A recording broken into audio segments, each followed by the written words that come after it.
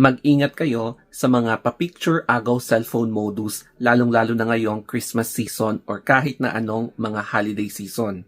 Ito yung modus na, kunwari, merong kukuha ng phone mo para i-picture ka daw para sa Instagram o kaya sa profile picture mo, pero yun pala, hahablutin yung phone mo, lalong-lalo na kapag mag-isa mo, and then, ipapabayad sa'yo yung phone mo for 5,000 o kaya 10K bago mo mabawi yung phone mo, or else, nanakawin na nila ito at tatakbuhan ka. Pero may exception naman na merong legit talaga na nagmamagandang loob na picturean ka para magkaroon ka ng magandang Instagram portrait na walang kapalit at hindi na nakawin ang phone mo. Yun nga lang kasi hindi mo may iwasan na meron na talagang naglipa ng mga masasamang loob lalo na ngayong holiday season.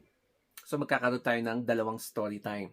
So yung first part 1 is yung classmate ng kasama namin dito sa bahay long time ago.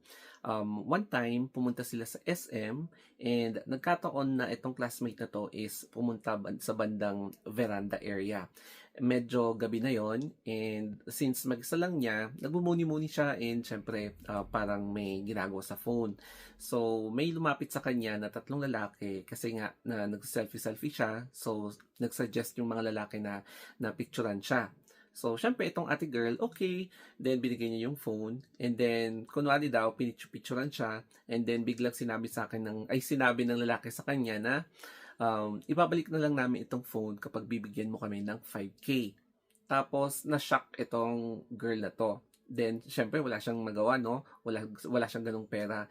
And, nung paalis na sila, nagsumbong agad siya, syempre. Nagsumbong agad siya, pero hindi nila nahabol yung mga tatlong lalaking yon. And then, pinablatter na rin niya. So, umuwing luhaan itong classmate na to.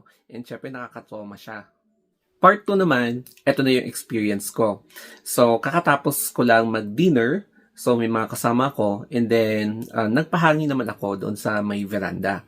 And then, siguro at around 7 p.m. yun ng gabi. So, syempre, nagvi-video ako, nagsa-selfie, nagpi-picture, mga ganyan. And then, since hindi masyadong matao, may lumapit na stranger sa akin na gusto mo picturean kita. Biglang nag-pop up itong experience ng classmate ng kasama namin sa bahay. So, syempre, medyo, alam mo yung feeling na mininervyos ka. And then, sinabi ko na, no, thank you. Sabi ko, tas lumayo na ako. Kasi, in my mind, baka, posible, number 1, na ganun yung gagawin sa akin. So, syempre, hindi naman siguro masama maging precautious o kaya maging paranoid for your safety. Pero, number 2 rin sa isip ko na, baka nagmamagandang loob din lang itong lalaki na to na gusto niyang picturean ako for my Instagram or mga FB, mga ganon.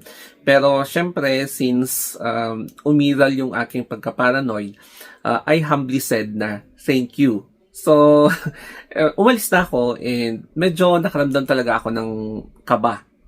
Ang point ko lang naman dito, lalo na ngayon, na hindi basta-basta pinapahawak ang phone mo kahit sa ibang tao, kahit na friends mo man yan o kaya mas lalo na sa mga taong hindi mo kilala. Kasi nandyan nakastore yung mga important and confidential information sa phone mo. Yung information mo sa social media mo and even yung mga bank details mo. Kaya kapag napunta yung phone mo sa ibang kamay, there is a very high possibility talaga na mapenetrate yung mga financial information mo tapos baka mawalan ka pa ng mga assets mo. And above all, huwag tayong nag-entertain na mga nag-o-offer ng kahit na ano from strangers, lalong-lalo na kapag mag-isa tayo kasi syempre for safekeeping, di ba? Or for safety purposes, I should say.